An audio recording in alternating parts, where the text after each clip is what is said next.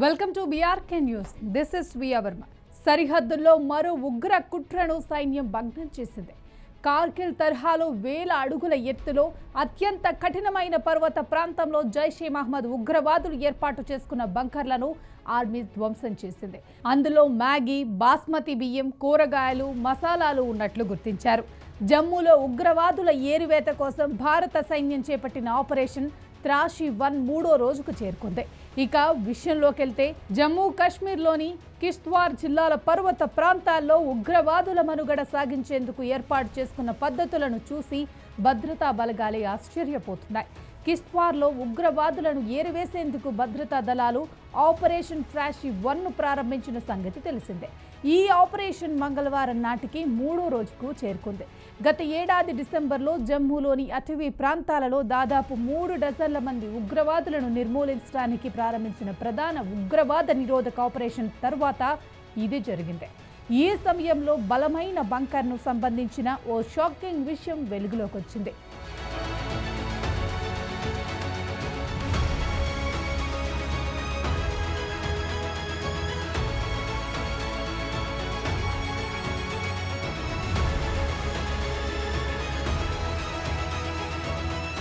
అవును, మీరు విన్నది నిజమే.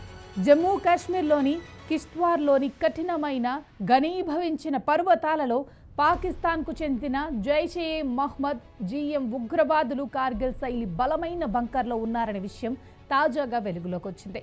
ఈ రహస్య స్థావరాన్ని భారత సైన్యం ఛేదించిన తర్వాత అందులో మ్యాగీ, బియ్యంతో సహా పలు ఆహార పదార్థాలు కనిపించాయి. దీంతో వారు ఇక్కడ నెలల తరబడి నివాసానికి ప్లాన్ చేసినట్లు అనుమానిస్తున్నారు.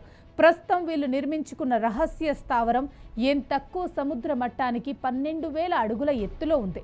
గడ్డకట్టే చలిలో కూడా నెలల తరబడి నివసించేలా జైషే మహమ్మద్ ఉగ్ర సంస్థకు చెందిన ముష్కరులు ఒక రహస్య కోటను నిర్మించుకున్నారు. రాళ్లు, కాంక్రీట్తో నిర్మించిన ఈ కార్గిల్ తరహా బంకర్ను సోమవారం భద్రతా బలగాలు గుర్తించి పూర్తిగా ధ్వంసం చేశాయి. ఈ ఆపరేషన్లో కొందరు ఉగ్రవాదులు పారిపోగా తప్పించుకున్న ఉగ్రవాదుల కోసం డ్రోన్లు, స్నిప్పర్ డాగ్స్తో గాలింపు చర్యలు కొనసాగుతున్నాయి.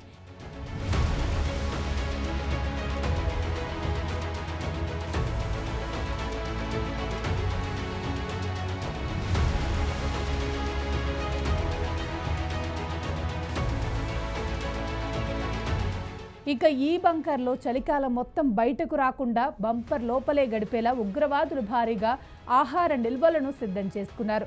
బంకర్ను సోదా చేయగా 50 మ్యాగీ ప్యాకెట్లు, 20 కిలోల బాస్మతి బియ్యం, 15 రకాల మసాలాలు, టమోటాలు, ఆలుగడ్డలు వంటి తాజా కూరగాయలు దొరికాయి.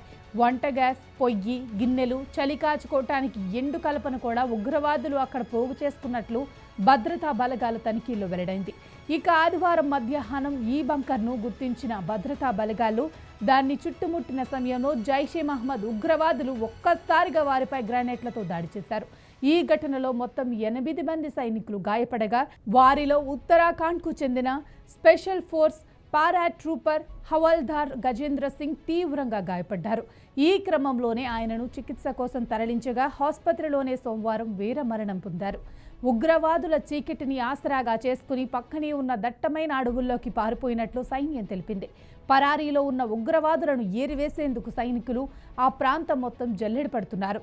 ఇక ఈ బంకర్ నిర్మాణం చూస్తే స్వతహాగా ఉగ్రవాదులు ఇంత పెద్ద ఎత్తున బంకర్ నిర్మాణం చేసుకోలేరని, ఖచ్చితంగా కిష్త్వార్ ప్రాంత ప్రజలు సహకారంతోనే ఇంత పగడ్బందీగా నిర్మించుకున్నారు. అంటే 12,000 అడుగుల ఎత్తులో అన్ని రకాల సదుపాయాలతో బంకర్ నిర్మించారంటే స్థానికుల సహకారం ఖచ్చితంగా ఉందని భారత ఆర్మీ అనుమానం వ్యక్తం చేస్తోంది. ఇక ఈ క్రమంలోనే 4 స్థానికులను అదుపులోకి తీసుకుని విచారిస్తున్నారు. పాకిస్తాన్ మూలాలు ఉన్న జైషే మహమ్మద్ ఉగ్ర సంస్థ కమాండర్లు సైఫుల్లా, ఆదిల్ ఆ ప్రాంతంలో నక్కి ఉన్నట్లు సమాచారం. ఈ నేపథ్యంలోనే జనవరి 26వ తేదీ గణతంత్ర దినోత్సవ వేడుకల నేపథ్యంలో పాకిస్తాన్ ఉగ్రవాదులు ఎలాంటి దాడులకు పాల్పడకుండా సరిహద్దులో ఆపరేషన్ త్రాషి-1ను భారత సైన్యం మరింత ముమ్మరం చేసింది.